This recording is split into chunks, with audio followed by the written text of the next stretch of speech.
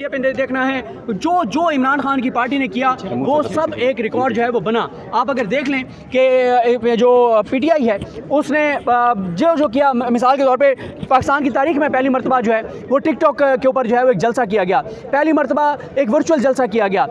फिर इमरान खान साहब की वो आप ट्विटर स्पेस याद करें जिसने एक आलमी रिकॉर्ड जो है वो कायम कर दिया। तो देखें हुआ ये है कि बदतरीन धांधली के बावजूद जो इनको मैंडेट मिला है, इस मैंडेट के साथ ये हुकूमत नहीं कर पाएंगे। एक और मैं आपको तब्दीली बताऊं, जो लोग कहते हैं ना कि जनाब वो पहले भी देखें इमरान खान को रजीम चेंज में निकाला गया था और उसके बाद फिर शहबाज शरीफ ने 18 पूरे किए। एक बड़ा फ़र्क है, फ़र्क ये है कि उस वक्त इमरान खान की पार्टी के लोग असम्बलियों से इस्तीफ़े देके बाहर आ गए थे।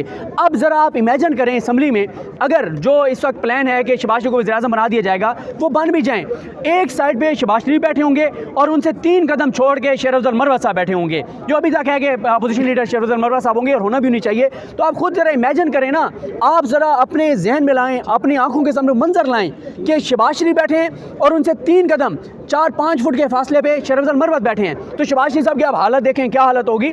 और इस बार पीटीआई के नए यंग लोग, नजरियाती लोग जो एमएनए बने हैं वो आए हैं और बड़ा टफ टाइम हो गया इस हुकूमत के लिए। और एक चीज़ ये देखें कि जनाब इस वक्त जो हुकूमत जो मैंडेट जाली दिया गया है, इसमें इंटरनेशनल मीडिया पूरा जो है वो बात कर रहा है, डिजिटल मीडिया बात कर रहा है, सोशल मीडिया बात कर रहा है, दुनिया के मुल्क बात कर रहे हैं, अदालतों के ऊपर बड़ा दबाव है। और इसी तरह से आप एक और चीज़ ये देखें कि इस वक्त जो जाली मैंडेट के जरिए आए हैं ये मुल्क नहीं चला सकते। इस मुल्क को एक मुस्तहकम हुकूमत की ज़रूरत थी, मजबूत हुकूमत की ज़रूरत थी। और एक चीज़ और आप देखें कि जनाब सूरत हाल ये है कि आगे इन्होंने IMF के पास जाना है। इस बार गर्मियों में पाकिस्तान की तारीखी बदतरीन लोड शेडिंग होगी, बिजली का यूनिट 70 रुपये यूनिट होगा। फिर इसी तरह से इंडस्ट्री आपकी पहले नहीं चल रही, कारोबार आपके पहले बंद हैं, बिजली की जो इस वक्त कीमत है वो ना कोई घर अफोर्ड कर सकता है, ना कोई दुकानदार अफोर्ड कर सकता है, ना कोई इंडस्ट्री अफोर्ड कर सकती है, रोज़गार लोगों के बंद हैं, रेमिटेंसेस कम हो गए हैं। शहबाज शरीफ के आने के बाद, इमरान खान के जाने के बाद $5 अरब सालाना रेमिटेंसेस कम हुए हैं।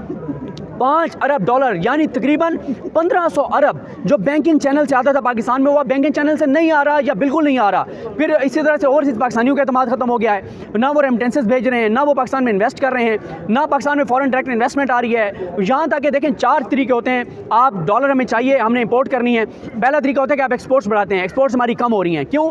बिजली की जो कीमत है वो अफोर्ड नहीं हो सकती, बिजली है नहीं, हो तो वो ट्रांसमिट नहीं हो सकती।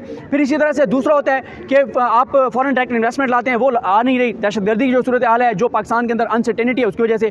तीसरा ये होता है कि ओवरसीज़ पाकिस्तानी रेमिटेंसेस भेजें, वो भी नहीं भेज रहे। चौथा होता है आप कर्जे लें, वो भी आप पाकिस्तान को नहीं मिल रहे।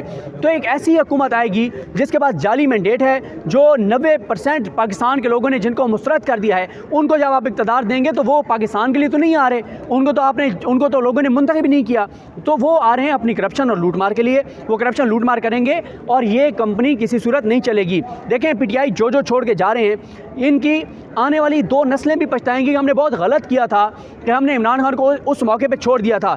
और जो इमरान खान के साथ खड़ा रहेगा उसकी आने वाली 4 नस्लों की भी सियासत जिंदा रहेगी। और आप देखेंगे या तो इन हाउस चेंज होगा, पीटीआई की जो सीटें हैं वो पीटीआई को वापस की जाएंगी और पीटीआई ही हुकूमत बनाएगी, या फिर दोबारा इलेक्शन होंगे। ये असम्बली किसी सूरत नहीं चल सकती। मैं आपको दोबारा ही अर्ज़ कर रहा हूँ, देखें जब पीडीएम की हुकूमत खत्म हुई तो 2 बयानिए बनाए शरीफ खानदान और नून लीग ने। पहला बयानिया ये बनाया कि जनाब हमारे तो असल हमारे जो कायद हैं, कप्तान हैं, सिपह सालार हैं, वो मियाँ नवाज शरीफ हैं और मियाँ नवाज शरीफ जो है वो सिर्फ उनको हम मानते हैं। शहबाज शरीफ डफर है, नालायक है, नाअहल है, निकम्मा है, शहबाज शरीफ नहीं हुकूमत कर सकता था। लिहाजा नवाज शरीफ का जो दौर था 2013 से 2017 तक का, उसके बारे में कहा गया कि जनाब वो असल नून लीग का जो है वो दौर था।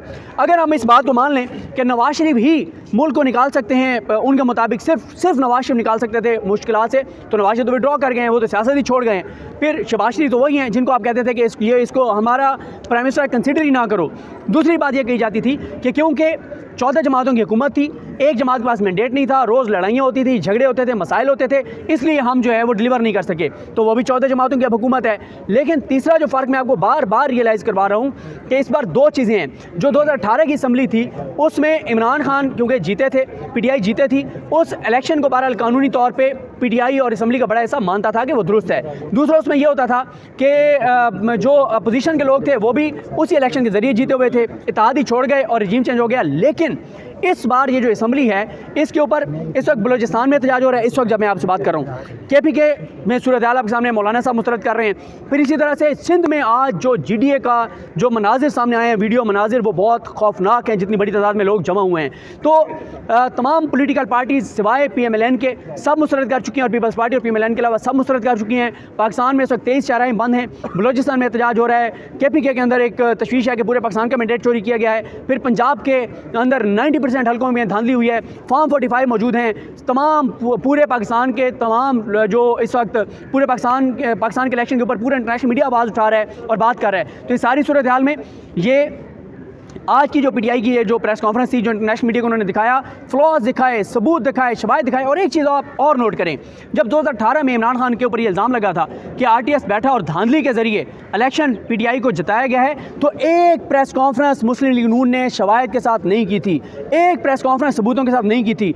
आज सबूतों के ढेर थे, आज लोग ज़्यादा थे, टाइम कम था, लोग ज़्यादा बात करना चाहते थे, उनको कहा जाता है मुख्तसर बात करें। कई PTI के जो जीते हुए MNAs MPs हैं उनको मौका ही नहीं मिला बात करने का। तो PTI ने आज साबित कर दिया है शवाहिद के साथ कि उनकी सीटें 180 हैं। आज PTI ने 180 का फिगर साबित कर दिया फॉर्म 45 के तहत। बाकी जो फॉर्म 47 है उसका कोई वक़्त नहीं है, उसकी कोई अहमियत नहीं है। लिहाजा ये बात ध्यान में रखें कि ये कंपनी जो आ रही है ये नहीं चलेगी। ज़्यादा से ज़्यादा 4 से 6 माह जो है वो आप कहें कि हुकूमत 4 से 6 माह या तो चलेगी, या ये है कि PTI को सीटें वापस की जाएंगी मैंडेट, और PTI की जो है वो हुकूमत आएगी। तो ये आज का दिन PTI ने जो कुछ किया है, PTI ने आज जो है वो आने वाले हुकूमत के राह में बारूदी सुरंगें बिछा दी हैं। शरीफ ख़ानदान के लिए इन सुरंगों से गुजरना मुमकिन नहीं है। मुझे अपनी दुआ में याद रखिएगा। 14 अप्रैल में पेश हुआ हूँ। इन्हीं जो PTI की बात कर रहे हैं, मैं सिंध से कराची से जो आज पटिशन थी वो सारी जो है मैं उनमें